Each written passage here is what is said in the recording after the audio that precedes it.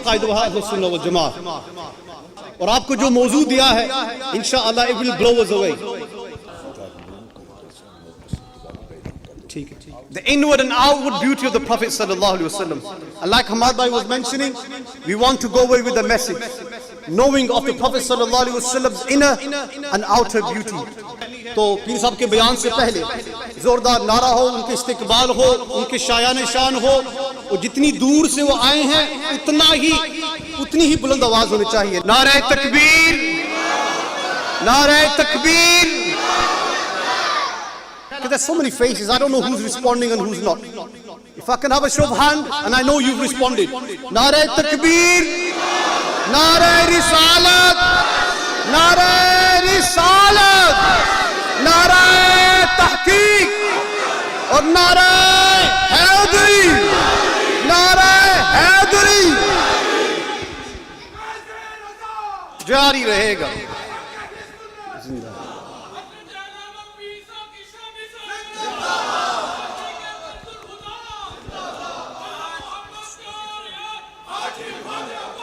بولنا پڑے گا.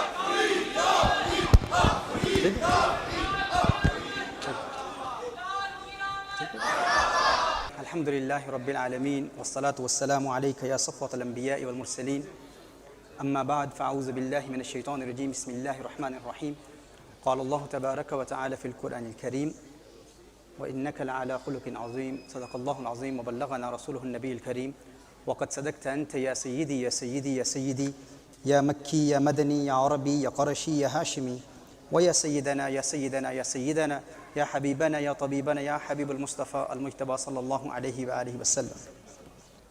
First and foremost, I would like to express my gratitude to all the organizers of this beautiful event and all the dignitaries, the ulama who have blessed us with their presence, the masjid committee, the great scholars, the great shuyukh. May Allah Jalla wa ala accept all your efforts of commemorating the birth of Rasulullah sallallahu alayhi wa alihi wa sallam. قال رسول الله صلى الله عليه وآله وسلم: إن الله تعالى خلق آدم من قبضة قبضها من جميع الأرض، فجاء بنو آدم على قدر الأرض، فجاء منهم الأحمر والأبيض والأسود وبين ذلك، والحزن والسهل والخبيث والطيب.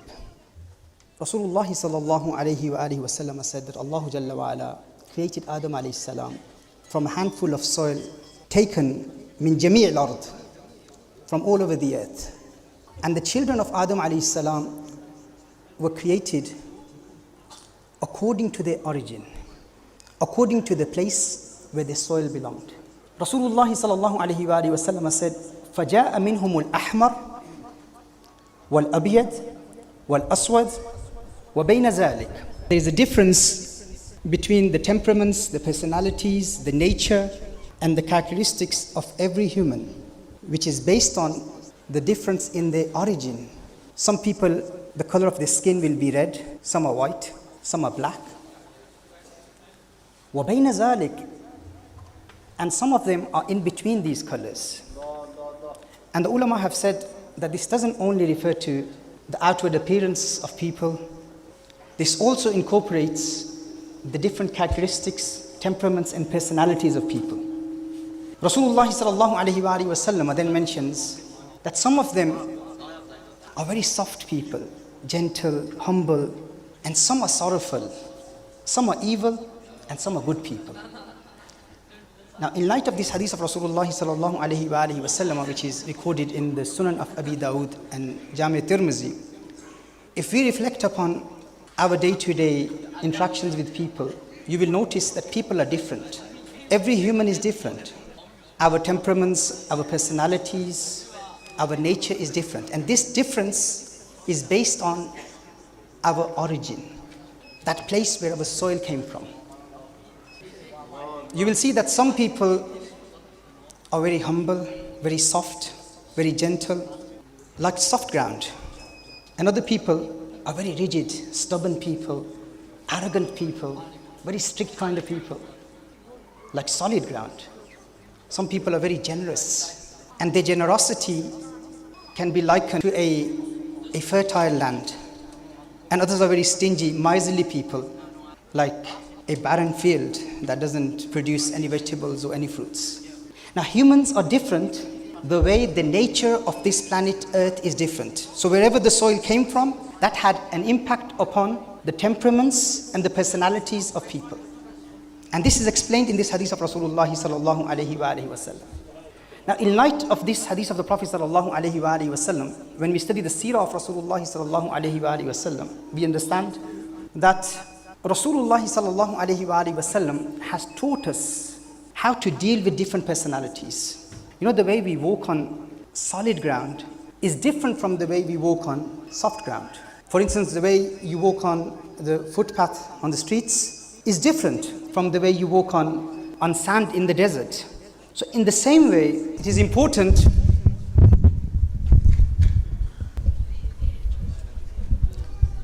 اللهم صل وسلم وبارك على سيدنا ومولانا محمد عدد ما في علم الله صلاة دائمة بدوام ملك الله. So as I was saying, that the way we walk on different grounds differently, in the same way, we as humans, we should learn the art of how to deal with different people, with different personalities, in order for us to improve in our interpersonal human relations skills. And the best teacher of this science, the best guide of this science, the best teacher of this art of human temperaments is none other than the one whose Mawlid we are celebrating today, Muhammadur Rasulullah sallallahu alayhi wa sallam. I have delivered multiple lectures on the science of human personality and human temperaments. یہ ایک انتہائی اہم موضوع ہے. میں جانتا ہوں کہ نبی کریم صلی اللہ علیہ وآلہ وسلم کی عظمتوں کے ترانے سننے کے لیے آپ تشریف لائے ہیں، لیکن اب چونکہ انہوں نے اعلان کر دیا ہے تو میں چاہتا ہوں کہ چند باتیں اس حوالے سے آپ کی گوش گزار کر کے پھر انشاءاللہ عشق و محبت کی بھی باتیں آپ کی بارگاہ میں پیش کی جائیں گی. چونکہ یہ اہم مسئلہ ہے ہیومن ٹیمپرمنٹس میں. امام مالک رحمہ اللہ ارشاد فرماتے ہیں کہ انسان کی دو پیدائشیں ہیں. Every human has two birthdays, two births. One birth is the day he was born, and the second birth of every human is the day when he discovers his talent. جس دن انسان کو اس بات کا علم ہو جاتا ہے کہ اللہ نے مجھے بنایا کیا ہے، میری خداداد صلاحیتیں کیا ہیں. بھائی ایک بندے کو اللہ نے انجینئر بنایا اور ساری زندگی کوشش کرتا ہے ڈاکٹر بننے کی. ایک بندے کو اللہ نے ٹیکسی ڈرائیور بنایا ہے اور وہ بزنس مین بننے کی کوشش کر رہا ہے. ایک بندے کو اللہ جل وعلا نے بزنس مین بنایا ہے اور والدین کہہ رہے ہیں تم میڈیکل ڈاکٹر بن. وہ ساری زندگی کوشش کرتا ہے، کامیاب نہیں ہوتا. کیوں؟ کیونکہ اس نے اپنے ٹیلنٹ کو ابھی تک ڈسکور ہی نہیں کیا. امام مالک ارشاد فرماتے ہیں کہ جس دن تو نے اپنے ٹیلنٹ کو ڈسکور کر لیا سمجھ لے تیری حقیقی پیدائش ہو گئی. اب ہم یہاں کتنے لوگ بیٹھے سے پتہ ہی نہیں ہے بھائی. اب احمد رضا جماعتی صاحب کی طرح اگر میں نعت خوان بننے کی کوشش کرتا، ساری زندگی غرارے کرتا رہتا ہے، اپنا گلا صاف کرتا رہتا تو میں نہ بن پاتا. ہم اپنے بچوں کے ٹیمپرمنٹس کو نہیں جانتے. ہمیں نہیں پتہ کہ کون سینگوین ہے، کون کلیرک ہے، کون فلیگمیٹک ہے، کون میلنکالک ہے. اب سینگوین کلیرک ایک جذباتی قسم کا بندہ ہے، یعنی ایک بہت پیشنیٹ انسان، ایک بہت سخت مزاج انسان. اب اس میں لیڈرشپ کوالٹیز ہوتی ہیں. کلیرک میں لیڈرشپ کوالٹیز ہوتی ہیں، وہ لیڈر ہوتا ہے لیکن اس کا سینس آف ہیومر اچھا نہیں ہوتا. بڑا غصیلہ انسان ہوتا ہے، بڑا جذباتی انسان ہوتا ہے، لیکن اس کے اندر ایک صلاحیت ہوتی ہے کہ وہ لیڈرشپ کوالٹیز رکھتا ہے.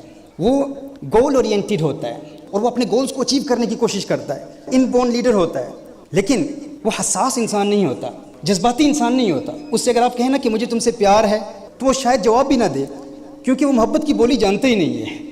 اور سینگوین ہے، سینگوین بڑا چیئرفل بندہ ہوتا ہے، ہاں بڑا talkative with a good sense of humour. ایک ببلی کائنڈ آف کریکٹرز ہوتے ہیں. The life of the party who brings life and energy in the room, جو لوگوں کو خوش کرتا ہے. اس سے آپ ملیں تو فوراً آپ خوش ہو جائیں گے، وہ مسکراتا رہتا ہے. اچھا اس کی محبت بھی عارضی ہوتی ہے، اس کی دشمنی بھی عارضی ہوتی ہے. ہاں اس کی دوستی بھی عارضی ہوتی ہے، دشمنی بھی عارضی ہوتی ہے. بہت جلد دوست بن جاتا ہے، بہت جلد ناراض ہو جاتا ہے، اور پھر ناراضگی بھی اس کی عارضی ہوتی ہے، وہ بھول جاتا ہے. ہم نے اپنے آپ سے پوچھنا ہے ہم کون ہیں بھائی. ہم کلیرک ہیں، ہم سینگوین ہیں، ہم میلنکالک ہیں، ہم فلیگمیٹک ہیں. اب فلیگمیٹک کون ہے؟ یہ ایک لو کی پرسنالٹی ہوتی ہے لیکن ہوتا بڑا صابر ہے، بہت صبر والا ہوتا ہے، بہت پیشنٹ انسان ہوتا ہے، لیکن اپنے جذبات کو اپنے اندر چھپائے رکھتا ہے. وہ اپنے جذبات کا اظہار نہیں کرتا. بڑا ڈرائی سینس آف ہیومر اس کا ہوتا ہے فلیگمیٹک کا، لیکن باوفا ہوتا ہے، کبھی کسی کو دھوکہ نہیں دیتا. اسی طرح میلنکالک ہے. میلنکالک پرسنالٹی یہ وہ پرسنالٹی ہے جو بڑا جینیس ہوتا ہے، نیچرلی ٹیلنٹڈ ہوتا ہے، یعنی بڑا کریٹیو انسان ہوتا ہے، لیکن وہ دوستوں کے حوالے سے بڑا حساس ہوتا ہے. بڑے میٹیکولسلی اپنے دوستوں کو سلیکٹ کرتا ہے. اس کے زیادہ دوست نہیں ہوتے.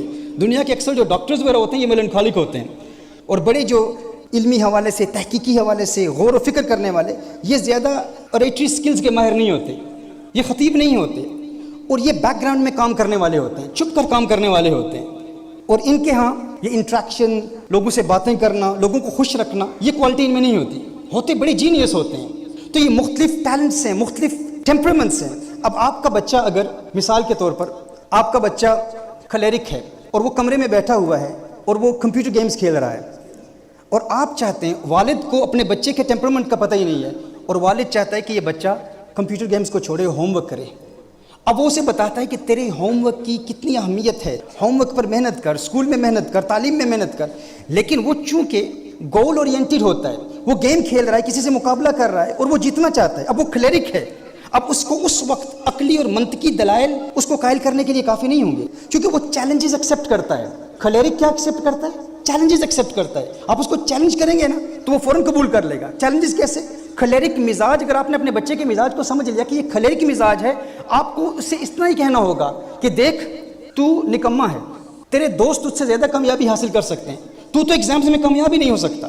اب چونکہ وہ چیلنجز پسند کرتا ہے، وہ کہے گا نہیں یہ کیسے ہو سکتا ہے، تم نے مجھے چیلنج کیا ہے. کلیرک مزاج کا یہ ترہ امتیاز ہے، یہ خصوصیت ہے، یہ اسپیشلٹی ہے. وہ بچہ فوراً کہے گا ماں تو مجھے کہتی ہے کہ میں کامیاب نہیں ہو سکتا، اب میں کامیاب ہو کر دکھاؤں گا. وہ کمپیوٹر گیم کو، وہ ٹی وی کو، وہ مووی کو چھوڑ کے فوراً اپنے ہوم ورک پر لگ پڑے گا. لیکن اگر والدین کلیرک والی اپروچ فلیگمیٹک کے لیے استعمال کریں تو وہ فلیگمیٹک احساس کمتری کا شکار ہو جائے گا. وہ شاید ڈپریشن کی کیفیت میں چلا جائے، شاید انگزائٹی کی کیفیت میں چلا جائے. بھائی میرے باپ نے کہا کہ تو نکما ہے تو میں نکما ہوں، میں تو کچھ نہیں کر سکتا. اگر کلیرک کی اپروچ آپ فلیگمیٹک پر استعمال کریں گے تو فلیگمیٹک کیا ہوگا؟ وہ ڈپریشن کا شکار ہو جائے گا. وہ کہے گا میرے والد صاحب نے کہا ہے میں کچھ نہیں کر سکتا تو میں کچھ نہیں کر سکتا. لیکن وہی اپروچ اگر آپ کلیرک پر استعمال کریں تو کلیرک فوراً اس کی حوصلہ افزائی ہوگی، وہ کہے گا میں کر سکتا ہوں، میں ثابت کروں گا. لیکن وہ اپروچ آپ فلیگمیٹک پر استعمال کریں تو وہ احساس کمتری کا شکار ہو جائے گا، اس کی نفسیات پر اثر پڑے گا. تو ہمارے ہاں پرابلم یہ ہے، والدین کہتے ہیں ہمارے سارے بچے، میرے 4 بچے ہیں، میں نے سب کی تربیت ایک جیسی کی لیکن یہ نکما نکلا. بھائی آپ نے تو سب کے لیے ڈنڈا استعمال کیا ہے نا. آپ نے حضور اکرم صلی اللہ علیہ وسلم کی سیرت کی روشنی میں لوگوں کے ٹیمپرمنٹس، اپنے بچوں کے ٹیمپرمنٹس کو سمجھنے کی کوشش ہی نہیں کی. یعنی جس کے ساتھ آپ نے کلیرک کی اپروچ رکھنی اس کے ساتھ فلیگمیٹک والی تھی، تو اس کا منفی اثر پڑا. اور یہ چیزیں صرف ہمارے بچوں میں نہیں ہیں. پیرنٹس جب سب کو ایک ہی طرح ٹریٹ کرتے ہیں، ان کے نیچر کو نہیں دیکھتے اور کہتے ہیں کہ میں نے ایفرٹ تو کیا لیکن ریزلٹس اس کے منفی نکلے. اس کا الٹا ریزلٹ کیوں نکلا؟ اس کی وجہ یہ ہے کیونکہ ہم نے اپنے آپ کو جاننے کی کوشش ہی نہیں کی. اور یہی معاملات ہمارے علماء میں بھی ہیں، ہمارے شیوخ میں بھی ہیں، ہمارے اسکالرز میں بھی ہیں، یہی ہمارے پولیٹیکل لیڈرز میں بھی ہیں. یعنی ٹیمپرمنٹس نہ جاننے کی وجہ سے لوگوں میں مصالحت ہم کر ہی نہیں پاتے. ہم ڈنڈا استعمال کرتے ہیں، کسی میں ذرا سا انحراف دیکھا ہم ایک ہی ڈنڈا سب پر استعمال کرتے ہیں. اب کہیں کہیں تو چل جاتا ہے لیکن کہیں نہیں چلے گا. اس میں ایسے سنجیدہ لوگوں کی ضرورت ہوتی ہے جو حضور اکرم صلی اللہ علیہ وسلم کی سیرت کے ان اصولوں کو اپلائی کرتے ہیں. اب دیکھیں، آپ ہر جگہ ڈنڈا استعمال کریں گے، ہر ایک پر غصہ کریں گے، کہیں کام آ جائے گا. اگر وہ بھی آگے سے کوئی بدماش نکلا، اب ہر طرف ہر ایک کو ایک طریقے سے ہم نے ٹریٹ نہیں کرنا. وہ کہتے ہیں نا کہ ہر موری وچ انگل دینا اے نہیں کم چنگیرا، مت اگے کوئی بیٹھا ہوئے باشک ناگ وڈیرا. اب پتہ نہیں آپ کو میری یہ باتیں سمجھ آ رہی ہیں کہ نہیں. وہ آگے جو بیٹھا ہوا ہے وہ بھی شاید کلیرک ہو، ہاں، پر مورکھ نو کے پند نصیحت، پتھر نو کی پالا، دودھ اندر کاگ نو ہے یہ انت کالے دا کالا. دودھ کے اندر کبے کو نہلانے کی کوشش کریں اس نیت سے کہ اس کا رنگ بدل جائے گا، تو اس کا رنگ تو نہیں بدلے گا. بھائی جو اس کا ٹیمپرمنٹ ہے وہ وہی رہے گا. دودھ میں ڈالیں کہ وہ سفید ہو جائے گا، وہ سفید نہیں ہوگا. تو اس لیے میں عرض کر رہا تھا کہ نبی کریم صلی اللہ علیہ وآلہ وسلم کی سیرت کے حوالے سے جو میں نے پہلے تمہید باندھی تھی، چونکہ یہ تھوڑی سی ڈسٹریکشن ہو گئی ہے، لیکن میں یہ چاہتا ہوں کہ حضور اکرم صلی اللہ علیہ وسلم کی تعلیمات کی روشنی میں چند اہم باتیں آپ کے گوش گزار کروں. اور ٹیمپرمنٹس کا چونکہ ایک پورا سبجیکٹ ہے، اگر اس پر میں بات کرتا رہا، یہ سائنس پڑھاتا رہا تو پھر بہت وقت درکار ہے. اور حسن مصطفیٰ صلی اللہ علیہ وسلم کی بھی بات کرنی ہے. یہ مثالیں ہم حضور اکرم صلی اللہ علیہ وسلم کی ذات، حضور اکرم صلی اللہ علیہ وسلم کی سیرت کی دیکھتے ہیں، صحیح بخاری اور صحیح مسلم شریف کی حدیث کی روشنی میں کہ نبی کریم صلی اللہ علیہ وآلہ وسلم مختلف صحابہ سے کس طرح پیش آتے تھے، یعنی موٹیویٹ کیسے کرتے تھے، انہیں خوشیاں کیسے دیتے تھے. There is a hadith in Sahih Bukhari and Sahih Muslim, muttafaqun alayhi hadith. Once Rasulullah sallallahu alayhi wa alihi wasallam was traveling with his companions. Sayyidina Jabir bin Abdullah radiyallahu ta'ala anhu, a famous companion of Rasulullah sallallahu alayhi wasallam, he was also traveling with the beloved of Allah sallallahu alayhi wa alihi wasallam. Now he was riding a very weak camel because of his poverty, and he was left behind in the caravan. And according to the sunnah of Rasulullah sallallahu alayhi wasallam, sometimes, occasionally, Rasulullah sallallahu alayhi wasallam, when he would travel with his companions, the beloved of Allah sallallahu alayhi wasallam would stay right behind the caravan, right at the end. And this is one of the manifestations of the mercy of Rasulullah sallallahu alayhi wasallam, that he would like to keep an eye on his companions. Rasulullah sallallahu alayhi wasallam witnessed this, that Jabir bin Abdullah radiyallahu ta'ala anhu is right at the back. So Rasulullah sallallahu alayhi wasallam approached Jabir bin Abdullah. And Rasulullah sallallahu alayhi wasallam said to Jabir bin Abdullah, "Oh Jabir," who was a very young man at that time. Rasulullah sallallahu alayhi wasallam said to Jabir, "What's wrong with you? Why are you so upset?" Sayyidina Jabir bin Abdullah radiyallahu ta'ala said, "Ya Rasulullah sallallahu alayhi wasallam, you know that my father was martyred in the battle of Uhud. And my father left behind 9 daughters, and I have the responsibility of 9 sisters. And my father left huge debt, and that's my responsibility. And the creditors are always demanding the payment. And that is something that upsets me, Ya Rasulullah sallallahu alayhi wa sallam. And look at my state. The camel that I have, it is a very weak camel, and it is slowing me down." Rasulullah sallallahu alayhi wa sallam said, "Oh Jabir, kneel it down." He knelt it down. Rasulullah sallallahu alayhi wa sallam knelt his camel down. And the beloved sallallahu alayhi wa sallam said to Sayyidina Jabir radiyallahu ta'ala anhu, "Oh Jabir, give me the whip." Or according to one narration, Rasulullah sallallahu alayhi wa sallam said, "Break a branch of a tree and give me the branch." So he broke a branch of a tree and he gave it to Rasulullah sallallahu alayhi wa sallam. And according to the other hadith, he gave the whip to Rasulullah sallallahu alayhi wa sallam. And the Prophet sallallahu alayhi wa sallam very gently struck the camel. And suddenly the camel became very energetic, very lively, healthy and strong. This was the miracle of Rasulullah sallallahu alayhi wa sallam. That the beloved sallallahu alayhi wa sallam struck the camel, and that weak camel then became very powerful, very strong and healthy. Sayyidina Jabir bin Abdullah radiyallahu ta'ala, immediately he sat on the back of the camel and he continued with the journey. The Prophet sallallahu alayhi wasallam started a conversation with him.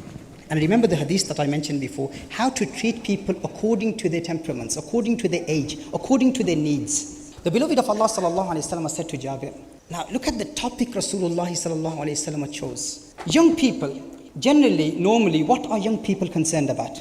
They want to get married. They're worried about their livelihood. So Rasulullah sallallahu alaihi wasallam said to Jabir bin Abdullah radiyallahu ta'ala anhu, "Oh Jabir, are you married?" He said, "Ya Rasulullah sallallahu alaihi wasallam, yes, I got married." The Prophet sallallahu alaihi wasallam said, "Did you get married to an unmarried young girl, or did you get married to someone who was already married before and then she was divorced?" Jabir bin Abdullah radiyallahu ta'ala anhu said, "Ya Rasulullah sallallahu alaihi wasallam, I got married to an older woman who was married before and then she was divorced." Rasulullah sallallahu alaihi wasallam smiled. And then the Prophet ﷺ said, "Why didn't you get married to a young girl that could play with you and you could play with her?" Sayyidina Jabir bin Abdullah radiyallahu ta'ala anhu replied, and he said, "Ya Rasulullah sallallahu alayhi wa sallam, I have 9 sisters, and my intention was that I will get married to someone who is older so that she can raise my 9 sisters like a mother." Rasulullah sallallahu alayhi wa sallam observed the state of Jabir bin Abdullah radiyallahu ta'ala anhu, that he is a wise man, a young man who sacrificed his pleasures for the sake of his sisters. Rasulullah sallallahu alayhi wa sallam said to Jabir bin Abdullah, just to bring a smile on his face, Rasulullah sallallahu alayhi wa sallam said, "Oh Jabir, perhaps when we will reach near Medina Munawwara, then your mature wife will receive us, will welcome us, and she will lay down pillows for us." To make him smile, Rasulullah sallallahu alaihi wasallam said this, that when our caravan, when Rasulullah sallallahu alaihi wasallam and the companions will reach Medina Munawwara, near Medina Munawwara, perhaps she will come out and she will receive all of us with pillows. Jabir bin Abdullah radiyallahu ta'ala anhu, he got worried and he said, "Ya Rasulullah sallallahu alaihi wasallam, I don't have any pillows in my house." Rasulullah sallallahu alaihi wasallam smiled, and the beloved sallallahu alaihi wasallam said, "Soon, inshallah, you will have pillows." The journey continues now. Once again, Rasulullah sallallahu alaihi wasallam saw that he was aggrieved, he was sad, and the Prophet sallallahu alaihi wasallam said, "Oh Jabir, do you want to sell your camel?" Sayyidina Jabir radiyallahu ta'ala said, "Labbaika ya Rasulullah, labbaika ya Rasulullah sallallahu alaihi wasallam, at your service ya Rasulullah sallallahu alaihi wasallam. But how much will you pay me?" The Prophet sallallahu alaihi wasallam said, "I will give you 1 dirham, 1 dirham." He said, "Ya Rasulullah sallallahu alaihi wasallam, do you believe that that's fair on me? 1 dirham for this camel?" Rasulullah sallallahu alaihi wasallam said, "Okay, I will give you two dirhams." He said, "Ya Rasulullah sallallahu alaihi wasallam, is that really fair? 2 dirhams for this camel, for this healthy camel?" Now remember, who made it healthy? That was the miracle of Rasulullah sallallahu alaihi wasallam. Jabir bin Abdullah radiyallahu ta'ala said, "Ya Rasulullah sallallahu alaihi wasallam, increase the price." The Prophet sallallahu alaihi wasallam said, "Okay, I will give you 3 dirhams." Now here the Prophet of Allah sallallahu alaihi wasallam is giving quality time to a young Sahabi. We need to ask ourselves, our shuyukh, our scholars, our leaders, our mashayikh, when the murids are waiting for the sheikh, but the sheikh doesn't have any time for the young person. Look at this Murshid-e-Azam, the greatest Murshid, Rasulullah sallallahu alaihi wasallam, Sabab-e-Wujud kainat, the sole purpose of the existence of all humankind, the entire universe. Lawlaka lama khalaqtu dunya, lawlaka lama khalaqtu al-aflaq. This is what Allah Hazrat says. Ye sabah sanak wakali chatak, ye zuban chahak labe jo jalak, ye mehak jalak, ye chamak dhamak, sab usi ke dam ki bahar hai. Ye sabah sanak wakali chatak, ye zuban chahak labe jo jalak, ye mehak jalak, ye chamak dhamak, sab usi ke dam ki bahar hai. یہ سمن یہ سو سنو یا سمن یہ بنفش سنبل نسترن گلو سرو لالا بھرا چمن وہی ایک جلوہ ہزار ہے. وہ نہ تھا تو باغ میں کچھ نہ تھا, وہ نہ ہو تو باغ ہو سب فنا, بادب جھکا لو سرے ولا کہ میں نام لوں گل باغ کا, گل تر محمد مصطفیٰ چمن ان کا پاک دیار ہے صلی اللہ علیہ وآلہ وسلم. سبب وجود کائنات. صحابی says, Ya Rasulullah sallallahu alayhi wa sallam, increase the price. Just to make him happy, just to bring a smile on his face, Rasulullah sallallahu alaihi wasallam is continuously talking to him. Then they agreed on 40 dirhams. He said, Ya Rasulullah sallallahu alaihi wasallam, I will accept 40 dirhams. But there is one condition, Ya Rasulullah sallallahu alaihi wasallam. The condition is, it was always my desire to ride a strong, healthy camel. Now you made it strong, but I haven't had the opportunity to ride it. Ya Rasulullah sallallahu alaihi wasallam, I will only give it to you when we reach Madinah Munawwara. Rasulullah sallallahu alaihi wasallam said, fine. You can give it to me when we reach Madinah Munawwara. Now, Rasulullah sallallahu alayhi wasallam and Jabir bin Abdullah radiyallahu ta'ala anhu and the entire group of the companions of Rasulullah sallallahu alayhi wasallam, they reach Madinah Munawwara. Jabir bin Abdullah radiyallahu ta'ala anhu, he ties the camel outside Masjid Nabawi Sharif. And then Rasulullah sallallahu alayhi wasallam enters Masjid Nabawi Sharif, leads the prayer. Jabir bin Abdullah radiyallahu ta'ala anhu, he offers the prayer with Rasulullah sallallahu alayhi wasallam. After Salah, he comes out. And Rasulullah sallallahu alayhi wasallam then called Sayyidina Bilal radiyallahu ta'ala anhu. Oh Bilal, give him 40 dirhams and give him some extra money. Give him some more. And take the camel. Jabir bin Abdullah radiyallahu ta'ala anhu takes 40 dirhams. Now, he's going to his house thinking about, what shall I do with this money? Shall I buy another camel? Or shall I buy some furniture for my house? Because Rasulullah sallallahu alayhi wasallam did say, soon inshallah, you will have pillows in your house. Rasulullah sallallahu alayhi wasallam said to Bilal radiyallahu ta'ala, oh Bilal, take the camel and give it back to Jabir. Sayyidina Bilal radiyallahu ta'ala anhu then went to Sayyidina Jabir radiyallahu ta'ala anhu's house. Sayyidina Jabir radiyallahu ta'ala anhu observed, what is happening? Is the sale cancelled? You've got the camel? He said, Rasulullah sallallahu alayhi wasallam gave it. He said, give it back. Jabir bin Abdullah radiyallahu ta'ala anhu said, wait, I will go and speak to the beloved of Allah sallallahu alayhi wa sallam. He goes back to Rasulullah sallallahu alayhi wasallam. He said, Ya Rasulullah sallallahu alayhi wasallam, what has happened? Rasulullah sallallahu alayhi wasallam said, oh Jabir, do you really think that I haggled with you throughout the journey, increasing the price and saying that I want to buy your camel? Do you really think that I was interested in your camel? It wasn't that. What was the reason behind that? The beloved of Allah sallallahu alayhi wa sallam wanted to make him happy. He wanted to bring a smile on his face. And he wanted that youngster to believe that Rasulullah sallallahu alayhi wa sallam is not only gifting him something for free, he has actually sold something. Just to give him that confidence that you didn't get the 40 dirhams for free. You negotiated the price with Rasulullah sallallahu alayhi wa sallam. You sold something. In reality, the beloved of Allah sallallahu alayhi wa sallam wanted to give him 40 dirhams and wanted to give him a healthy, strong camel, but did not want him to feel that the beloved sallallahu alayhi wa sallam gave it for free. This is the epitome of akhlaq. This is the zenith of akhlaq, the conduct of Rasulullah sallallahu alayhi wa sallam. To make people happy. Apni bani hum aap bigade. کون بنائے بناتے یہ ہاں اپنی بنی ہم آپ بگاڑیں کون بنائے بناتے یہ ہیں لاکھوں بلائیں کروڑوں دشمن کون بچائے بچاتے یہ ہیں اگر کوئی پریشان حال ہو تو خوشیاں کیسے دیتے ہیں کس طرح خوش کرتے ہیں ہاں باپ فوت ہو گیا ہے لیکن باپ جہاں بیٹے سے بھاگے لطف وہاں فرماتے یہ ہیں ماں جب اکلوتے کو چھوڑے آہ کہہ کے بلاتے یہ ہیں رب ہے موتی یہ ہے قاسم رزق اس کا ہے کھلاتے یہ اور ٹھنڈا ٹھنڈا میٹھا میٹھا پیتے ہم ہیں پلاتے یہ ہیں ٹھنڈا ٹھنڈا میٹھا میٹھا پیتے ہم ہیں پلاتے یہ ہیں انا آتیناک الکوثر ساری کثرت پاتے یہ ساری کثرت پاتے یہ میرے آقا صلی اللہ علیہ وسلم کی ادا ہے یہ میرے آقا کی ادا ہے. اتنا عطا فرماتے ہیں, اس قدر عطا فرماتے ہیں, کتنا عطا فرماتے ہیں. ایک بدو حضور کی بارگاہ میں آیا. A Bedouin came to Rasulullah sallallahu alaihi wasallam and he said, "Oh Muhammad, all these sheep, all these herds of sheep between these two mountains, give them to me. Give them to me." Rasulullah sallallahu alaihi wasallam said, "Take all of them. Take all of them." This is a hadith in Sahih Muslim. This Bedouin was so happy, so motivated by the akhlaq of Rasulullah sallallahu alaihi wasallam. He went back to the people of his tribe and he said, "Oh people, embrace Islam. Accept Islam. For Muhammad gives so much as if he has no fear of poverty." Subhanallah, this is the akhlaq of Rasulullah sallallahu alayhi wa sallam. A Muslim was once questioned, "You boast about the generosity of Rasulullah sallallahu alayhi wa sallam. You talk about the generosity of Rasulullah sallallahu alayhi wa sallam, that there has never been a human more generous than Rasulullah sallallahu alayhi wa sallam. What do you think about Hatim at-Tai? Hatim at-Tai, whose stories have made him an icon in the Arab world for examples of generosity." A non-Muslim said to the Muslim, "You boast about the generosity of Rasulullah sallallahu alaihi wasallam.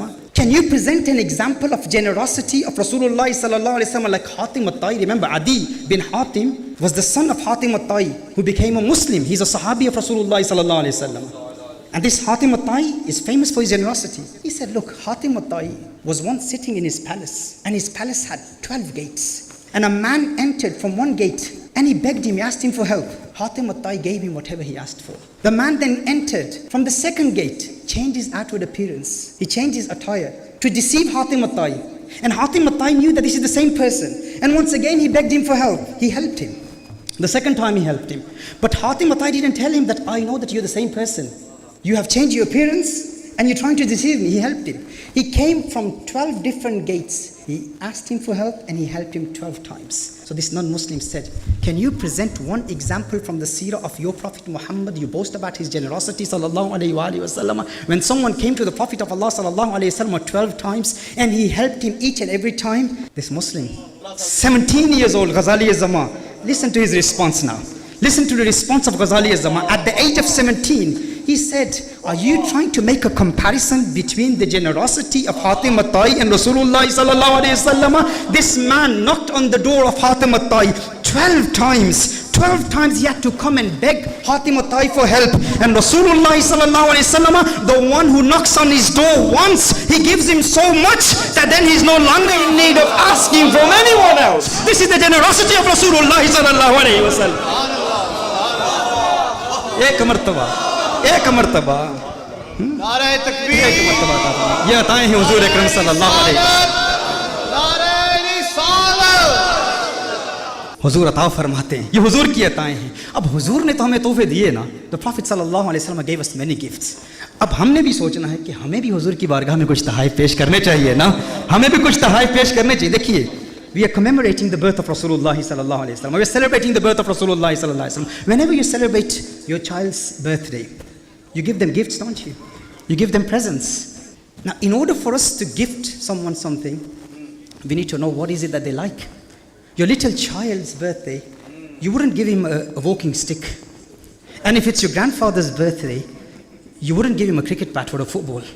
Why? Because what is he going to do with the football? We need to ask ourselves. We need to give some gifts to Rasulullah sallallahu alayhi wasallam. ہم نے حضور کی بارگاہ میں کچھ تحفے پیش کرنے ہیں نا. میلاد ہے, سالگرہ ہے حضور کی, تو سالگرہ میں محبت کرنے والے تحفے پیش کیا کرتے ہیں نا. تو آئیں ہم اپنے آپ سے پوچھیں کہ حضور کی پسندیدہ چیز کیا ہے, حضور کو کس چیز سے پیار ہے, تاکہ حضور کی چاہت کے مطابق تحفہ دیا جائے. تو حضور کی آنکھوں کی ٹھنڈک نماز ہے. آئیے آج میلاد مصطفیٰ منانے کے لیے ہم آئے ہیں. جو مجمع آج جمع ہوا ہے, کاش یہ مجمع فجر کے وقت بھی حاضر ہوتا, فجر کے وقت بھی حاضر ہوتا, ظہر کے وقت بھی حاضر ہوتا. ہر روز یہ مجمع ہوتا, ہر روز ہم حضور کا میلاد منا رہے ہوتے. حضور اکرم صلی اللہ علیہ وسلم کی بارگاہ میں تحفہ پیش کرتے ہیں. میرے آقا صلی اللہ علیہ وسلم کو پسند کیا ہے؟ حضور اکرم صلی اللہ علیہ وسلم نے ایک مرتبہ صحابہ سے فرمایا, ہے صحابہ, مجھے تمہاری دنیا کی 3 چیزیں پیاری ہیں. 3 چیزوں سے پیار. حبب علی من دنیاکم ثلاث. یہ ابن حجر الاسقلانی کی روایت پیش کرتا ہوں. پہلی چیز کیا ہے؟ حضور اکرم صلی اللہ علیہ وسلم نے ارشاد فرمایا, ایک روایت میں پہلی چیز خوشبو ہے. خوشبو, عطر. تاکہ کوئی آپ کے پاس آئے تو اسے بدبو نہ آئے, وہ کہے جیسے یہ بولتا ہے تو اس کے منہ سے پھول جڑتے ہیں, خوشبو آتی ہے, اس کے جسم سے بھی خوشبو آئے. آج ارادہ کر لیں خود کو ہمیشہ پاک رکھیں گے, کیونکہ ہم حضور اکرم صلی اللہ علیہ وسلم کے امتی ہیں. دوسری پسندیدہ چیز کیا ہے؟ ایک روایت کی روشنی میں حضور اکرم صلی اللہ علیہ وسلم نے ارشاد فرمایا, مفہوم حدیث پیش کر رہا ہوں, زوجہ کی طرف میلان یا عورتوں کے حقوق ادا کرنا. تو آج آئیے ہم یوں میلاد مناتے ہیں کہ ہم اپنی بیویوں پر ظلم نہیں کریں گے, اپنی بیٹیوں پر ظلم نہیں کریں گے. عورت کو جو مقام حضور نے عطا فرمایا, ماضی میں تاریخ کا مطالعہ کریں, کوئی وہ مقام نہیں دے سکا, لیکن افسوس آج حضور کے امتی کہلانے والے اپنی عورتوں پر ظلم کرتے ہیں. آئیے میلاد اس انداز میں منائیں کہ ہم آج کے بعد اپنی ماؤں بہنوں اور بیویوں کا احترام کریں گے, انہیں وہ مقام دیں گے جو مقام حضور اکرم صلی اللہ علیہ وسلم نے دیا ہے. حضور اکرم صلی اللہ علیہ وسلم نے فرمایا تیسری پسندیدہ چیز کیا ہے؟ فرمایا نماز میری آنکھوں کی ٹھنڈک ہے. حضور اکرم صلی اللہ علیہ وسلم کو نماز سے پیار ہے. اب جب حضور نے ارشاد فرمایا کہ مجھ محمد کو 3 چیزوں سے پیار ہے, حبب علی من دنیاکم ثلاث, مجھے تمہاری دنیا کی 3 چیزیں پیاری ہیں. صدیق اکبر بھی موجود تھے. صدیق اکبر عرض کرتے ہیں یا رسول اللہ صلی اللہ علیہ وسلم, آپ نے اپنی پسند کی 3 چیزوں کا ذکر کر دیا, مجھ صدیق کو بھی 3 چیزوں سے پیار ہے. ہے صدیق تجھے کون سی 3 چیزوں سے پیار ہے؟ فرماتے النظر الی وجہک, النظر الی وجہک, النظر الی وجہک. یا رسول اللہ صلی اللہ علیہ وسلم, صدیق کو نماز سے بھی پیار ہے, روزے سے بھی پیار ہے, حج سے بھی پیار ہے, زکوٰۃ سے بھی پیار ہے. صدیق جہاد بھی کرتا ہے, ہر عبادت کرتا ہے, لیکن سب عبادتوں سے بڑی عبادت کیا ہے؟ صدیق کی آنکھیں ہوں, چہرہ والضحیٰ ہو, صدیق کی آنکھیں ہوں, آپ کی کنڈل والی زلفیں ہوں, صدیق کی آنکھیں ہوں, والفجر کے گال ہوں, صدیق کی آنکھیں ہوں, علم نشرح قصیدہ ہو. یا رسول اللہ, صدیق کو سب چیزیں پیاری ہیں, لیکن سب سے پیارا کیا ہے؟ آپ کا دیدار ہے, چہرہ والضحیٰ ہے. آپ کے چہرے کو دیکھتا رہوں, کچھ ایسا کر دے میرے کردگار آنکھوں میں ہمیشہ نقش رہے, روئے یار آنکھوں میں, انہیں نہ دیکھا تو کس کام کی ہے یہ آنکھیں کہ دیکھنے کی یہ ساری بہار آنکھوں میں.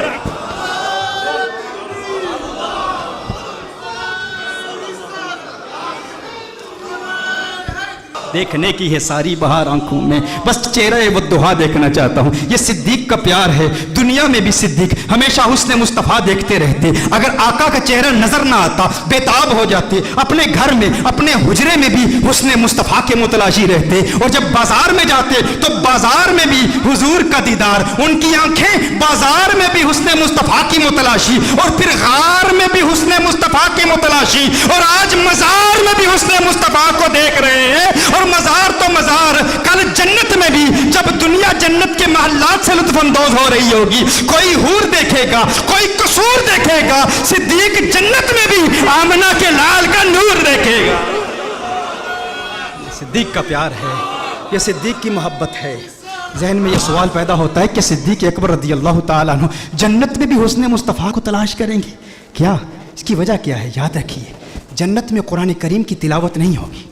جنت دار الجزا ہے, دار العمل نہیں ہے. قرآن کی تلاوت دنیا میں ہوتی ہے, دار العمل ہے, وہ دار الجزا ہے, وہاں جزا ملتی ہے. لیکن 2 سورتوں کی تلاوت جنت میں بھی ہوگی, 2 سورتوں کی تلاوت جنت میں بھی ہوگی. وہ کون سی صورتیں ہیں؟ سورہ طٰہٰ اور سورہ یاسین. ان 2 صورتوں کی تلاوت جنت میں بھی ہوگی. کہا کیوں ہوگی؟ جنت تو دار الجزا ہے, دار العمل نہیں ہے. کہا اس لیے کیونکہ ان 2 صورتوں میں حضور کے حسن کا ذکر ہے, حضور کی نعتیں ہیں, حضور اکرم صلی اللہ علیہ وسلم کے تذکرے ہیں. کہا لیکن کیا انہیں ثواب ملے گا جنت میں جب عاشقان مصطفیٰ صلی اللہ علیہ وسلم سورہ طٰہٰ اور سورہ یاسین کی تلاوت کریں گے تو انہیں ثواب ملے گا؟ کہا ثواب تو ہے نہیں ہے نا, وہ دار العمل نہیں, دار الجزا ہے. تو کہا پھر تلاوت کیوں کریں گے؟ کہا اس لیے ثواب تو نہیں ملے گا, مزہ بہت آئے گا, مزہ بہت آئے گا, مزہ بہت آئے گا. کہا جنت میں بھی کسی اور مزے کی ضرورت ہے, وہاں بڑی بڑی نعمتیں ہیں. کہا ساری نعمتیں ہیں, لیکن جنت کی کوئی نعمت بھی حسن مصطفیٰ جیسا مزہ نہیں دے سکتی جو مزہ حسن مصطفیٰ کو دیکھنے میں ملتا ہے. جنت میں بھی صدیق اکبر کیا سارے عاشق حسن مصطفیٰ کو دیکھا کریں گے. ایسے حسین ہیں میرے آقا صلی اللہ علیہ وسلم. وہ یہ میرے بھائی ابھی یہ رو رہے ہیں, وہ نعت اگر میری لکھی ہوئی ہے لیکن میں وہ نازل جو ہوئی ان پر نہیں, تیرے آنے کی خوشیوں میں گھر اپنا سنواروں میں, ان راہوں کو تو پیارے پلکوں سے بہاروں میں, ان راہوں کو تو پیارے پلکوں سے بہاروں میں, اور طلعت وہ تیرے رخ کی کچھ ایسی پیاری ہے نظر آتی نہیں ہم کو ان چاند ستاروں میں، نظر آتی نہیں ہم کو ان چاند ستاروں میں. اور ثاقب نے جو پوچھا پتا تیرے عشق کی میں کا، ثاقب نے جو پوچھا پتا تیرے عشق کی میں کا، ایک رند نے بتلایا اشکوں کی قطاروں میں، ایک رند نے بتلایا اشکوں کی قطاروں میں. دو معنی ہیں، ایک یہ ہے عشق کی میں کہاں ملتی ہے، اشکوں کی قطاروں میں ملتی ہے. اور دوسرا معنی یعنی جو اشک جس کی آنکھوں سے بہتے ہیں نا، یہ وہ کہاں گئے حماد صاحب، وہ بتا رہے تھے ان کے بابا جان منظور شاہ صاحب، ان کی آنکھوں سے وہ جو اشکوں کی برسات، وہ چونکہ ہمارے مرشد کے دوست ہیں، یہ دونوں منظور ہیں. ہمارے مرشد کا نام بھی منظور اور منظور شاہ صاحب. وہ بابا جی روتے رہتے تھے، ہمیشہ لوگ پوچھتے تھے بابا جی کیوں روتے ہو؟ کہا اشکوں کی قطاروں میں، ایک رند نے بتلایا اشکوں کی قطاروں میں. اور نازل جو ہوئی ان پر نعتیں تھی انہیں کی، نازل جو ہوئی ان پر نعتیں تھی انہیں کی. ذرا غور سے دیکھو تو قرآن کے پاروں میں، ذرا غور سے دیکھو تو قرآن کے پاروں میں حسن مصطفیٰ صلی اللہ علیہ وسلم کا ذکر قرآن کے پاروں میں ہے. اور ان کا حسن کیا ہے، ابھی تو ان کے حسن کے اثر پر بیان کر رہا ہوں کہ ان کا حسن عاشق کے دل پر کیسے اثرات مرتب کرتا ہے. حسن پر ابھی بیان شروع ہی نہیں ہوا. سیدتنا حلیمہ رضی اللہ تعالی عنہا وہ حضور اکرم صلی اللہ علیہ وسلم کے متعلق بیان فرماتی ہیں کہ کچھ خواتین حضرت حلیمہ کے پاس حاضر ہوتی ہیں، عرض کرتی ہیں حلیمہ تو اتنی امیر ہو گئی ہے، اتنی دولت مند ہو گئی ہے کہ بڑے بڑے امیروں کے حجروں میں بھی رات کے وقت چراغ بجھا دیے جاتے ہیں، لیکن تو اتنی امیر ہو گئی ہے کہ رات کے وقت بھی تیرے حجرے میں چراغ بجھایا نہیں جاتا. حلیمہ نے کہا آؤ تمہیں اپنے حجرے میں چراغ دکھاؤں. وہ چراغ کیا ہے؟ حجرے میں ان عورتوں کو لے جاتی ہیں، چہرہ بددعا دکھاتی ہیں. کہا یہ وہ چراغ ہے. کہا ما كنا نحتاج الى السراج من اليوم اخذناه. کہا جب سے یہ چراغ ہمارے گھر میں آیا ہے کسی اور چراغ کی ضرورت نہیں، حسن مصطفیٰ کا چراغ ہے، یہ حسن مصطفیٰ کی روشنی ہے، یہ میرے آقا صلی اللہ علیہ وآلہ وسلم کا حسن ہے. حضرت شفا رضی اللہ تعالی عنہ وہ بیان کرتی ہیں، کہا کہ جب حضور اکرم صلی اللہ علیہ وسلم کا میلاد ہوا نا تو میں نے حضور کو دیکھا، ننھے محمد عربی صلی اللہ علیہ وسلم ابھی دنیا میں آئے ہی ہیں، ابھی حضور کی تشریف آوری ہوئی ہے، سبز لباس میں سبز چادر میں ملبوس حضور اکرم صلی اللہ علیہ وسلم سجدے میں ہیں، سجدہ کر رہے ہیں. ابھی میلاد ہوا ہے، ابھی ولادت ہوئی ہے، دنیا میں آتے ہی حضور اکرم صلی اللہ علیہ وسلم سجدے میں ہیں. سیدہ شفا فرماتی ہیں میں نے لبوں کی جنبش دیکھی، کان لگا کے سننا چاہا کہہ کیا رہے ہیں، تو سجدے میں بھی امت کے لیے دعائیں کر رہے ہیں، رب حب لامتی. اور ایک روایت میں اللہم اغفر لامتی. اللہ نے جبریل سے ارشاد فرمایا ہے جبریل دیکھ لے میرا محبوب دنیا میں آیا ہے، ابھی میلاد ہوا ہی ہے، جو محبوب میلاد کے وقت امت کو نہیں بھولا قیامت کے روز امت کو کیسے بھولے گا؟ میلاد کے وقت امت کو نہیں بھولا، قیامت کے روز کیسے بھولے گا؟ میں کہا کرتا ہوں نا، لوگ کہتے ہیں میلاد منا لیا کرو. کچھ لوگ ہمارے بیانات سن کے مولد ٹریننگ کیمپ میں جو میں نے دلائل پیش کیے تھے نا کہ 10 صحیح احادیث سے میلاد مصطفیٰ صلی اللہ علیہ وسلم ثابت ہے، میں نے کچھ فرق بتایا تھا کہ مولد فقط اس میں ظرف ہی نہیں ہے، یہ مولد مصدر میمی بھی ہے، یعنی کسی وقت میلاد مصطفیٰ صلی اللہ علیہ وسلم ظرف زمان اور مکان کی قید نہیں ہے، کسی وقت بھی میلاد منایا جا سکتا ہے. اور سال کے کسی مہینے میں مناؤ، وہ تو 30,000 صحابہ کی سنت سے ثابت ہے. 10 صحیح احادیث بخاری اور مسلم کے میں نے پیش کی ہیں کہ میلاد کی ڈیفینیشن کو پہلے سمجھو، یہ سارے اعتراضات ختم ہو جائیں گے. کچھ لوگوں نے کہا اچھا تو ٹھیک ہے پھر سال بھر منایا کرو، لیکن یہ 12 ربیع الاول کو نہ منایا کرو. 12 ربیع الاول سے ضد ہے ان کو. میں کہتا ہوں اس وقت اللہ نے ارشاد فرمایا تھا نا کہ ہے جبریل دیکھ میرا محبوب اس وقت اپنی امت کو نہیں بھولا، قیامت کے روز امت کو کیسے بھولے گا؟ تو میں یہاں ایک جملہ کہنا چاہوں گا کہ وہ آقا ہو کر اپنی میلاد کے روز اپنی امت کو نہیں بھولتے، اور ہم امتی ہو کر میلاد کے روز آقا کو کیسے بھول سکتے ہیں؟ آقا ہو کر وہ دنیا میں تشریف لائے، دنیا میں آتے ہیں اللہم اغفر لامتی رب حب لامتی، دنیا میں رہتے ہیں تو امت کی مغفرت کی دعائیں، قبر میں جاتے ہیں تو امت کی مغفرت کی دعائیں، آج بھی قبر میں امت کی مغفرت کی دعائیں کر رہے ہیں. میرے آقا صلی اللہ علیہ وسلم کا مقام یہ ہے. صحیح مسلم شریف کی حدیث ہے جب قرآن کریم نازل ہوا نا تو ایک قرات کی اجازت اللہ جل وعلا نے دی، جبریل امین حضور اکرم صلی اللہ علیہ وسلم کی بارگاہ میں حاضر ہوئے تو اللہ نے ایک قرات کی اجازت دی. حضور اکرم صلی اللہ علیہ وسلم نے جبریل امین کو واپس بھیج دیا. جبریل واپس چلے جاؤ, اللہ کی بارگاہ میں عرض کرو کہ میری امت کے قبائل تو بہت زیادہ ہیں, اب ایک قرات کی اجازت, یہ میری امت کے لیے اس کا تلفظ آسان نہیں ہے. حوّن علی امتی, امت کو سہولت دی جائے. نبی کریم صلی اللہ علیہ وسلم نے جبریل امین کو واپس بھیج دیا. جبریل امین اللہ کی بارگاہ میں حاضر ہوئے. اب دیکھیں ہندوستان کے علماء بیٹھے ہیں, حضور کے امتی ہندوستان میں بھی رہتے ہیں نا. میں جب ہندوستان میں جاتا ہوں تو وہاں پر جب بیانات میں مجھے دعوت دی جاتی ہے, جب مجھے مدعو کرتے ہیں تو کہتے ہیں شاکب شامی کو ہم دعوت دے رہے ہیں. شاکب شامی کہیں گے یا ثاقب سامی کہیں گے. تو ہندوستان کے کچھ ایسے علاقے ہیں جہاں پر سے اور شین کو اکٹھے نہیں وہ تلفظ کر پاتے, ادا نہیں کر پاتے. نظام الدین اولیاء رحمہ اللہ کی بارگاہ میں گیا تو وہاں کہتے ہیں نجام الدین اولیاء. ہندوستان بہت بڑا ہے. میں حیدرآباد دکن میں گیا تو وہاں قرآن کی جگہ قرآن کہہ رہے, قرآن. تو ہر ایک کے لیے تلفظ آسان نہیں ہے. تو میں کہتا ہوں وہ تو ایک ہندوستان ہے, میرے آقا صلی اللہ علیہ وسلم کی امت تو پوری دنیا میں ہے. تو حضور نے اللہ کی بارگاہ میں التجا کی کہ یا اللہ میری امت کے لیے بہت مشکل ہے, ایک قرات کی اجازت دی ہے, مزید اضافہ کیا جائے. جبریل امین اللہ کی بارگاہ میں حاضر ہوتے ہیں. اللہ ارشاد فرماتا ہے جا جبریل واپس جا, 2 قراتوں کی اجازت. حضور پھر عرض کرتے ہیں, ارشاد فرماتے ہیں جبریل واپس چلا جا, 2 بھی کافی نہیں ہے. جبریل امین پھر اللہ کی بارگاہ میں حاضر ہوتے ہیں, مزید اضافہ کیجئے. اللہ نے ارشاد فرمایا 3 قراتوں کی اجازت. حضور کی بارگاہ میں جبریل امین حاضر ہوتے ہیں. حضور فرماتے ہیں حوّن علی امتی, مزید سہولت دی جائے میری امت کو. اللہ نے ارشاد فرمایا جا میرے محبوب تیرے صدقے 7 قراتوں کی اجازت ہے. اللہ ناراض نہیں ہوا. اللہ نے ناراضگی کا اظہار نہیں کہ میں ارحم الراحمین ہوں, میں اپنی مخلوق کے تلفظ کو نہیں جانتا تو کون جانتا ہے. میرے محبوب بار بار جبریل کو واپس کیوں بھیجتا ہے؟ میں نے تو قرآن نازل کیا نا. لیکن اللہ نے ناراضگی کا اظہار نہیں کیا بلکہ اللہ جل وعلا نے پیار کا اظہار کیا. اب اللہ کا پیار کیا ہے, اللہ کی محبت کیا ہے کہ محبوب یہ جو 3 بار تجھے تکلیف اٹھانی پڑی نا کہ تو نے جبریل کو 3 بار بھیجا ہے میری بارگاہ میں, اس تکلیف کی وجہ سے محبوب تجھے انعام دیتا ہوں, تجھ پہ اپنی عنایات کا نزول کرتا ہوں. وہ انعام کیا ہے؟ تجھے ضمانت والی 3 دعائیں دیتا ہوں.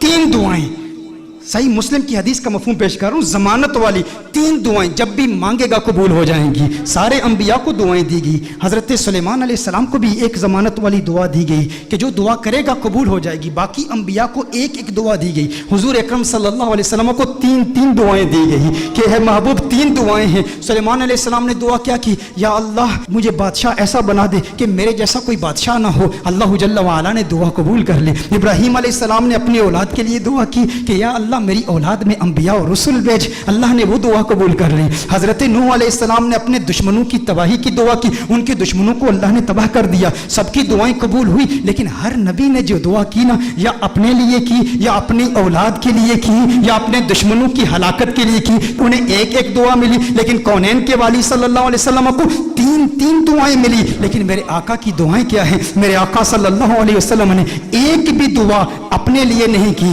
2 دعائیں دنیا میں ہی کر لی اور ایک دعا آخرت کے لیے مؤخر کی. دنیا کے لیے جو دعا تھی وہ کیا تھی؟ اللہم اغفر لامتی, اللہم اغفر لامتی, اللہم اغفر لامتی. ہے اللہ میری امت کی مغفرت فرما. میرے آقا صلی اللہ علیہ وسلم نے دوسری دعا کیا کی؟ پھر اللہم اغفر لامتی, ہے اللہ میری امت کی مغفرت فرما. علماء نے کلام کیا ہے کہ پہلی جو دعا تھی وہ کبائر گناہ کے لیے تھی, دوسری جو دعائیں تھی وہ صغائر گناہ کی ہے. لیکن تیسری دعا میرے آقا صلی اللہ علیہ وسلم نے مؤخر کر لی. اور مؤخر کیوں کی؟ حضور نے ارشاد فرمایا یہ تیسری دعا آخرت کے لیے بچا کے رکھی ہے. یا رسول اللہ صلی اللہ علیہ وسلم کیوں بچا کے رکھی ہے؟ حضور نے ارشاد فرمایا وہ آخرت کا دن ایسا دن ہے جب سب نبیوں کی امتیں, یہاں تک کہ انبیاء بھی میری بارگاہ میں حاضر ہوں گے, یہ ان کے لیے سنبھال کے رکھی ہے. حضور اکرم صلی اللہ علیہ وسلم نے ابراہیم علیہ السلام کی امت کے لیے, عیسیٰ علیہ السلام کی امت کے لیے, موسیٰ علیہ السلام کی امت کے لیے, ان سب کی امتوں کی مغفرت کے لیے یہ دعا سنبھال کے رکھی ہے. ذہن میں یہ سوال تو پیدا ہوتا ہے نا, باقی انبیاء کو بھی قیامت کی ہولناکیوں کا علم تھا نا, قیامت کی ہولناکیوں اور سختیوں اور شدت کا علم تھا نا. وہ جانتے تھے کہ مخلوق کس قدر مجبور ہوگی قیامت کے روز, انہیں بھی اپنی امت سے محبت تھی نا. باقی انبیاء نے آخرت کے لیے دعا کیوں نہیں بچا کر رکھی؟ ذہن میں سوال پیدا ہوتا ہے. باقی انبیاء بھی اپنی امتوں سے پیار کرتے ہیں, لیکن انہوں نے اپنی امتوں کے لیے وہ دعا بچا کر کیوں نہیں رکھی؟ ایک دعا تھی امت کے لیے بچا کر رکھتے نا. انبیاء کو پتا تھا, انبیاء جانتے تھے کہ اس لجپال کو لاج ہے. ارے ہم کیوں پریشان ہوں جس کی آمد کے تذکرے ہم کب سے کر رہے ہیں, اپنی امتوں کو بتا رہے ہیں وہ محمد عربی آ رہا ہے, وہ لجپال ہے, جہاں اپنی امتوں کو بچائے گا وہاں ہماری امتوں کو بھی بچائے گا. میرے آقا صلی اللہ علیہ وسلم فقط اپنی امت کے لیے نہیں آئے, وہ رحمت للعالمین ہیں, وہ عیسیٰ کے لیے بھی آئے ہیں اور عیسیٰ کی امت کے لیے بھی آئے ہیں, وہ موسیٰ کے لیے بھی آئے ہیں, موسیٰ کی امت کے لیے بھی آئے ہیں, وہ ابراہیم کے لیے بھی آئے ہیں, ابراہیم کی امت کے لیے بھی آئے ہیں, وہ نوح کے لیے بھی آئے ہیں اور نوح کی امت کے لیے بھی آئے ہیں. علی نبینا و علیہ الصلوۃ والسلام. انہیں پریشانی نہیں تھی, وہ جانتے تھے وہ لجپال ہیں, انہوں نے پہلے ہی انتظام کر رکھا ہے, وہ سب کی شفاعت کر دیں گے, کیونکہ میرے آقا صرف اس امت کے لیے نبی نہیں, وہ سب کے لیے نبی ہیں, یہاں تک نبیوں کے لیے بھی نبی ہیں. اعلیٰ حضرت نے یہ احمد رضا صاحب کلام پڑھ رہے تھے, اس وقت مجھے اعلیٰ حضرت کا وہ کلام یاد آیا. اعلیٰ حضرت نے بڑا خوبصورت تخیل باندھا ہے کہ دنیا میں میرے دل میں یہ خواہش ہے کہ نبیوں اور رسولوں سے ملوں اور سارے انبیاء اور رسول سے ایک التجا کروں, ان سے ایک بات پوچھوں. یہ کس کی خواہش ہے؟ اعلیٰ حضرت کی خواہش ہے کہ اس دنیا میں سارے انبیاء اور رسول سے ملاقات کروں اور ان سے ایک سوال پوچھوں. لیکن اس دنیا میں ممکن تو نہیں ہے احمد رضا کہ سارے انبیاء اور رسول کی بارگاہ میں تو حاضر ہو اور ان سے سوال پوچھ. کہا تو پھر میں قیامت کے روز پوچھ لوں گا, آخرت میں پوچھ لوں گا. اس وقت مخلوق بھی اپنے اپنے مقام کے اعتبار سے اور اللہ کی شان کے لائق اللہ کو دیکھے گی. تو اللہ کے سامنے اعلیٰ حضرت حضور کے سامنے انبیاء سے ایک سوال پوچھیں گے. وہ سوال کیا ہے؟ انبیاء سے کروں عرض کیوں مالک ہو. انداز دیکھیں, تیور دیکھیں, ادب کا مقام دیکھیں. حضور کا احترام بھی ہے, امتی آپ کا ہوں, لیکن انبیاء سے ایک سوال پوچھنا چاہتا ہوں. انبیاء سے کروں عرض کیوں مالک ہو, کیوں مالک ہو. انبیاء سے کروں عرض کیوں مالک ہو, کیوں مالک ہو. کیا نبی ہے تمہارا ہمارا نبی؟ یہ جو ہمارے آقا ہیں, جو ہمارے نبی ہیں, کیا تمہارے بھی یہی نبی ہیں؟ انبیاء سے کروں عرض کیوں مالک ہو, انبیاء سے کروں عرض کیوں مالک ہو. کیا نبی ہے تمہارا ہمارا نبی؟ انبیاء فرمائیں گے احمد رضا آج پوچھ لیا ہے, تجھے موقع ملا ہے اللہ کی بارگاہ میں, انبیاء کی بارگاہ میں, رسولوں کی بارگاہ میں, آقا خود موجود ہیں, پوچھ لیا ہے. تو سن احمد رضا, تو نے کہا انبیاء سے کروں عرض کیوں مالک ہو. کیا نبی ہے تمہارا ہمارا نبی؟ جیسے سب کا خدا ایک ہے ویسے ہی ان کا ان کا تمہارا ہمارا نبی.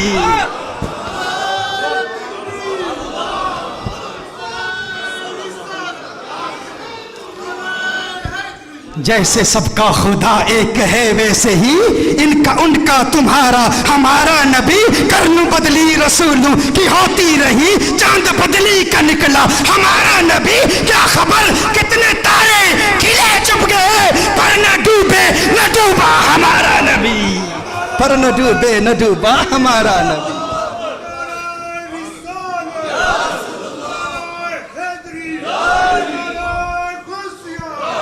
اچھا میں عرض کر رہا تھا, صدیق اکبر عرض کرتے ہیں النظر الی وجہک. اب صدیق اکبر نے اپنی 3 تمناؤں کا اظہار کیا. صدیق اکبر کے بعد فاروق اعظم نے بھی اپنی 3 تمناؤں کا اظہار کیا. پھر عثمان غنی نے بھی اپنی 3 آرزوؤں کا اظہار کیا. پھر مولا علی کرم اللہ وجہ الکریم آپ بھی بارگاہ میں موجود ہیں, حیدر کرار بھی موجود ہیں, آپ نے بھی اپنی 3 خواہشات کا اظہار کیا. پھر جبریل امین حاضر ہو گئے, انہوں نے کہا یا رسول اللہ صلی اللہ علیہ وسلم آپ نے اپنی 3 پسندیدہ چیزوں کو بیان کر دیا. صدیق اکبر نے بھی بیان کر دیا, فاروق اعظم نے بھی بیان کر دیا, عثمان غنی نے بھی بیان کر دیا, مولا کائنات نے بھی بیان کر دیا. یا رسول اللہ صلی اللہ علیہ وسلم مجھ جبریل کو بھی 3 چیزوں سے پیار ہے. پھر جبریل اللہ کی بارگاہ میں حاضر ہوتے ہیں. اللہ ارشاد فرماتا ہے جبریل واپس جا اور میرے محبوب کو بتا مجھ رب کو بھی 3 چیزوں سے پیار ہے. اب وقت نہیں ہے کہ ان 3 چیزوں کو بیان کروں. تو میں عرض کر رہا تھا سیدہ حلیمہ کا حجرہ کیسے منور ہو گیا. میرے آقا صلی اللہ علیہ وآلہ وسلم کی ذات ایسی ہے کہ وہ زندوں کے حجروں کو بھی منور کرتے ہیں, اور فقط زندوں کے حجروں کو منور نہیں کرتے, مردوں کی قبروں کو بھی منور کرتے ہیں. مردوں کی قبروں کو بھی, ان کی ذات تو ذات, ان کا نام ایسا مبارک ہے. صاحب مدارج النبوہ میں بیان کیا ایک عورت دنیا میں جب کوئی خوف افزا چیز دیکھتی نا وہ اپنی آنکھوں پر ہاتھ رکھ کے حضور کا نام لیا کرتی تھی, اس میں محمد لیا کرتی تھی صلی اللہ علیہ وسلم. جب بھی اسے ڈر لگتا نا, کسی چیز سے ڈرتی یا کوئی ڈراؤنا منظر دیکھ لیتی, کوئی خوف افزا چیز دیکھتی, تو اپنی آنکھوں پر ہاتھ رکھ کے کہتی محمد محمد محمد صلی اللہ علیہ وسلم. آقا کے نام کا ورد کیا کرتی تھی. جب اس کا انتقال ہوا تو اس کے بھتیجے نے اس مائی کو خواب میں دیکھا. کہا بتا جب منکر نکیر آئے تو کیا ہوا؟ میں کہتا ہوں حضور کی ذات حجروں کو بھی اور قبروں کو بھی منور کرتی ہے, اور ذات تو ذات, ان کے نام کا مقام کیا ہے؟ اس نے پوچھا مائی صاحبہ یہ بتاؤ جب انتقال ہوا تیرا, قبر میں گئی, منکر نکیر آئے تو کیا ہوا؟ مائی نے کہا بیٹے تو جانتا ہے نا, جب میں دنیا میں ڈرتی تھی, جب مجھے کسی چیز سے ڈر لگتا تھا نا, تو میں اپنی آنکھوں پر ہاتھ رکھ کے محمد محمد کا ورد کیا کرتی تھی صلی اللہ علیہ وسلم. کہا قبر میں جب فرشتے آئے نا مجھے بہت ڈر لگا, اس قدر ڈر لگا جو خوف افزا منظر دیکھ کر میں دنیا میں کیا کرتی تھی نا, وہ کام میں نے قبر میں کر لیا. کہا کیا کیا؟ کہا آنکھوں پہ ہاتھ رکھ کے میں نے محمد محمد کا ورد جاری کر دیا, میں محمد محمد کہتی رہی. کہا پھر کیا ہوا؟ کہا جب آنکھوں سے ہاتھ اٹھائے تو منکر نکیر چلے گئے تھے. کہا خوف ختم. اب یہ لیکچر میرا ٹی وی پر جب نشر ہوا تو کسی بدعقیدہ نے اعتراض کیا, اس نے کہا یہ تو حدیث کا انکار ہے, بخاری شریف کی حدیث ہے, قبر میں سوال ہوں گے, ہر ایک سے ہوں گے. تو اس کا جواب کیا ہے؟ میں نے کہا نادان انسان, بخاری کھول کے دیکھ, بنا عشق نبی کے جو پڑھتے ہیں بخاری, آتا ہے بخار, ان کو آتی نہیں بخاری. ہاں میں نے کہا ذرا بخاری کھول, بخاری شریف میں جو حدیث ہے نا اس میں 3 سوالوں کا تو ذکر ہی نہیں ہے, اس میں تو ایک ہی سوال ہے, ایک ہی سوال ہے. امام بخاری جو روایت نقل کی ہے نا اس میں فقط ایک ہی سوال ہے, وہ کون سا ہے؟ حضور کے متعلق کیا کہا کرتا تھا؟ ما کنت تقول فی ھذا الرجل, محمد عربی صلی اللہ علیہ وسلم کے متعلق کیا کہا کرتا تھا؟ تو میں نے کہا منکر نکیر جب قبر میں آئے ہوں گے, انہوں نے سوال کرنا تھا, انہوں نے سوال کیا ہی نہیں, اس نے پہلے ہی آنکھ پہ ہاتھ رکھ کے محمد محمد کہہ دیا. اب وہ سوال کیا کرتے اور یہ جواب کیا دیتی؟ یہ تو پہلے سے ہی محمد محمد کہہ رہی ہے, یہ تو پہلے سے ہی حضور کا نام لے رہی ہے. یہ حضور اکرم صلی اللہ علیہ وسلم کے نام کی برکت ہے نا, یہ ان کے نام کی کتنا سونا نام محمد دا, اس نام دیا ریسا کون کرے, دو جگ تے سایہ رحمت دا, اس چھان دیا ریسا کون کرے. اس نام سے پیار کر لو اور اس نام کا ورد کیا کرو. آج میلاد کی محفل میں یہ بھی ارادہ کرو, درود و سلام کے نذرانے پیش کریں گے. یہ درود و سلام یہ بھی حضور کی بارگاہ میں تحفتاً پیش کرو کہ یا رسول اللہ صلی اللہ علیہ وسلم, ہماری تحریک کے منہج کے, چونکہ پورے UK بھر سے تحریک کمزور خدا کے کارکنان اپنی نمائندگی کے طور پر یہاں حاضر آئے, ان کو بھی پیغام دیتا ہوں, اور اپنے جتنے احبہ یہاں کے عاشقان مصطفیٰ صلی اللہ علیہ وسلم, مجھے بتایا جا رہا ہے کہ بہت بڑا ایک تاریخی جلوس تھا یہ. اللہ آپ کو سلامت رکھے, اللہ آپ کی کاوشوں کو قبول فرمائے, اور آپ نے جو عقائد اہل سنت کے تحفظ کے لیے جو قربانیاں دی ہیں, اللہ جل وعلا ان قربانیوں کو قبول فرمائے. آج یہ بھی ارادہ کر لیں کہ ہم خود بھی درود شریف پڑھیں گے, اپنی اولادوں تک بھی یہ وظیفہ پہنچائیں گے. مت کہا کریں کہ بھائی پڑھنے سے کیا فائدہ ہے. کچھ لوگ یہ کہتے ہیں کہ بھائی پڑھتے رہیں عمل نہیں کرتے. یاد رکھیے یہ جو کلام ہے نا یہ براہ راست انسان کے دل کی کیفیات بدلتا ہے. ابو بکر شبلی علیہ رحمہ بیان کر رہے تھے, ابو علی سینا فلسفر ہے, فلسفی ہے, ان کی بارگاہ میں موجود تھا. ابو بکر شبلی علیہ رحمہ نے اپنے بیان میں کہا, اسم ذات کی فضیلت بیان کر رہے تھے کہ اسم ذات میں اس قدر اثر ہے کہ یہ دل کی کیفیات کو بدل دیتا ہے. ابو علی سینا فلسفر تھا, اور علامہ صاحب کو بتائیں گے کہ فلسفے میں ہم پڑھتے ہیں 4 شکلیں ہیں, ایک شکل خارجی ہے, ایک شکل ذہنی ہے, ایک شکل کتابی ہوتی ہے, ایک شکل لفظی ہوتی ہے. تو فلسفی کہتے ہیں کہ جو شکل خارجی ہے نا یہ مؤثر ہوتی ہے, یہ اثرات مرتب کرتی ہے, لیکن شکل لفظی تلفظ کرنا, شکل ذہنی کسی کے متعلق سوچنا, شکل کتابی کچھ لکھنا, یہ حقیقتاً مؤثر نہیں ہوتا. مثال کے طور پر آپ کہتے ہیں نا آگ کا تلفظ کرتے ہیں تو یہ آگ کی شکل لفظی ہے. تو فلسفی کہتے ہیں کہ جب آپ آگ کہتے ہیں نا, when you say fire doesn't burn your tongue. When you think about fire, the thought, the imagination of fire doesn't burn your mind. آگ کا تصور آپ کے دماغ کو جلاتا نہیں. When you write down fire on a piece of paper, that doesn't burn a piece of paper. Does it burn the paper? So the philosophers say the shakl kharji, the external existence of something, that is mu'assir, that has a direct effect upon things. So Abu Ali Sina نے کہا کہ دیکھو تم کہتے ہو کہ اللہ کا نام ایسا مؤثر ہے, اللہ کا نام ایسے اثرات مرتب کرتا ہے کہ دل کی دنیا بدل جاتی ہے, لیکن ہم کیسے مان سکتے ہیں؟ ہم تو کہتے ہیں فقط شکل خارجی ہی مؤثر ہوتی ہے, یعنی اللہ کی ذات اگر کسی کے دل کو بدلنا چاہے تو بدل دیتی ہے, لیکن اللہ کے نام کا ہم تلفظ کریں, سوچیں یا کتاب پر لکھیں تو جس طرح آگ کاغذ کو نہیں جلاتی, جس طرح آگ کے بارے میں سوچنا دماغ کو نہیں جلاتا, جس طرح آگ کا تلفظ کرنا زبان کو نہیں جلاتا, اسی طرح اللہ کے نام کی دیگر شکلیں انسان کے دل کو بدلتی نہیں ہیں. شکل خارجی ہی ہے جو انسان کے دل کی کایا پلٹ دیتی ہے. ابو بکر شبلی اللہ کے ولی تھے, آپ جانتے تھے. ابو علی سینا اس دور کا بہت بڑا ابن سینا جس کو کہتے ہیں بہت بڑا فلسفر بیٹھا ہے. آپ نے فرمایا جا تو گدھا ہے، تجھے کون سمجھائے. آپ نے فرمایا جا تو گدھا ہے، اب گدھوں کو کون سمجھائے. وہ غصے میں آ گیا. آپ اللہ کے اتنے بڑے ولی، اتنے بڑے بزرگ، اتنے بڑے شیخ ایسی زبان استعمال کرتے ہیں. اسے جلال آ گیا، غصے میں آ گیا، چہرہ اس کا سرخ پڑ گیا. ابو بکر شبلی علیہ رحمۃ ارشاد فرمایا تجھے یہی بات سمجھانا چاہتا ہوں، میں نے گدھے کا نام لیا، تیرے چہرے کا رنگ بدل گیا. اگر گدھے کا نام تیرے چہرے کا رنگ بدل سکتا ہے تو اللہ کا نام تیرے دل کی دنیا کیوں نہیں بدل سکتا. اللہ کا نام لیا کرو. یہ درود و سلام، یہ اللہ کا نام، یہ دل پر ایسے اثرات مرتب کرتا ہے. عوف بن مالک رضی اللہ تعالیٰ عنہ صحابی رسول حضور اکرم صلی اللہ علیہ وسلم کی بارگاہ میں حاضر ہوتے ہیں. عرض کرتے ہیں یا رسول اللہ صلی اللہ علیہ وسلم، زندگی فاقوں میں گزر رہی ہے، میرے بیٹے کو مشرکوں نے قید کر لیا ہے. حضور نے ارشاد فرمایا اللہ سے ڈرو، صبر کرو، اور لا حول ولا قوت الا باللہ العلی العظیم کثرت سے پڑھو. عوف بن مالک فرماتے ہیں میں اپنے گھر میں گیا، اللہ کے خوف سے کثرت سے میں لا حول ولا قوت الا باللہ العلی العظیم پڑھنے لگا. کہا میں لا حول ولا قوت پڑھ رہا تھا، دروازے پر کسی نے دستک دی، دروازہ کھولا تو دیکھا بیٹا موجود ہے.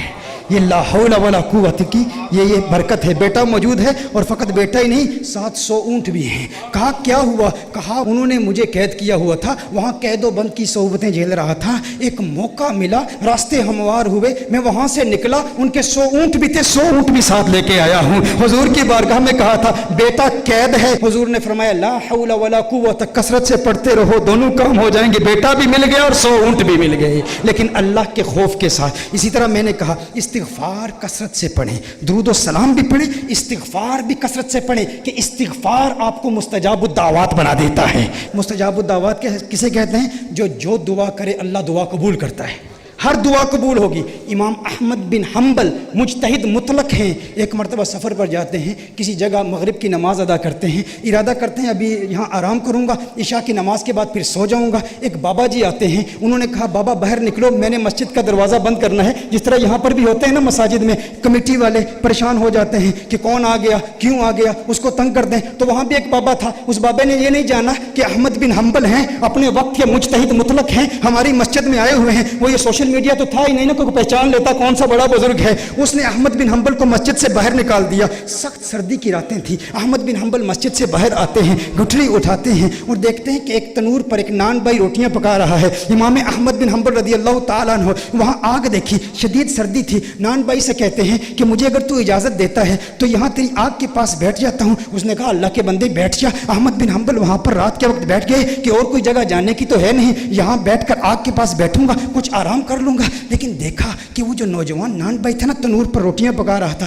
وہ ہر وقت استغفر اللہ پڑھتا، استغفر اللہ پڑھتا. تنور سے روٹی نکالتا استغفر اللہ، روٹی پکاتا استغفر اللہ، تنور میں روٹی ڈالتا استغفر اللہ. امام احمد بن حنبل اسے دیکھ رہے ہیں اور بڑی محبت بڑی نگاہوں سے دیکھ رہے ہیں، مسکرا رہے ہیں. کہا بابا جی مسکرا کیوں رہے ہو؟ کہا تیری یہ استغفار پڑھنے کی ادا بہت پسند آئی. کہا میں استغفار اس لیے پڑھتا ہوں کہ اس استغفار نے مجھے مستجاب الدعوات بنا دیا ہے. جو دعا کرتا ہوں اللہ قبول کرتا ہے، میری دعا کوئی اللہ کی بارگاہ سے رد نہیں ہوتی. کہا یہ تو بہت بڑی ولایت کا دعویٰ ہے نوجوان ہے نان بھائی، تو ولایت کا دعویٰ کر رہا ہے کہ تیری ہر دعا اللہ کی بارگاہ میں قبول ہوتی ہے، کوئی دعا رد نہیں ہوتی. کہا کوئی دعا رد نہیں ہوتی. کہا آج استغفار کیوں پڑھ رہا ہے؟ کہا بابا جی کیا بتاؤں، آج میری یہاں ڈیوٹی لگی ہے، میں نے سنا ایک مجتہد مطلق ہمارے علاقے میں آیا ہوا ہے، بہت بڑا بزرگ ہے. آج میری یہ تمنا ہے استغفار پڑھتا رہوں گا، اس کی زیارت کروں گا، لیکن میرا مالک مجھے جاننے کی اجازت نہیں دے رہا. کہا کون ہے وہ بزرگ، کون ہے وہ عالم جس کی تو زیارت کرنا چاہتا ہے اور جس کی زیارت کا تمنائی بنے ہوئے تو استغفار پڑھ رہا ہے؟ کہا جانتے نہیں احمد بن حنبل ہمارے شہر میں آیا ہوا ہے، میرے دل میں بھی خواہش ہے اس کی زیارت کروں. کہا سینے سے لگ جا، تو واقعی مستجاب الدعوات ہے. دیکھتا نہیں احمد بن حنبل آج خود تیرے پاس آیا ہوا ہے.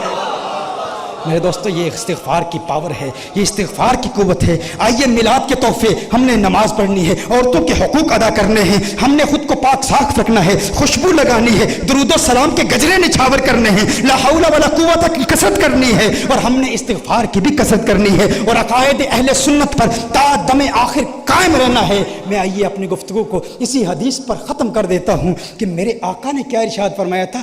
حبب علی من دنیاکم ثلاث، مجھے تمہاری دنیا کی 3 چیزوں سے پیار ہے.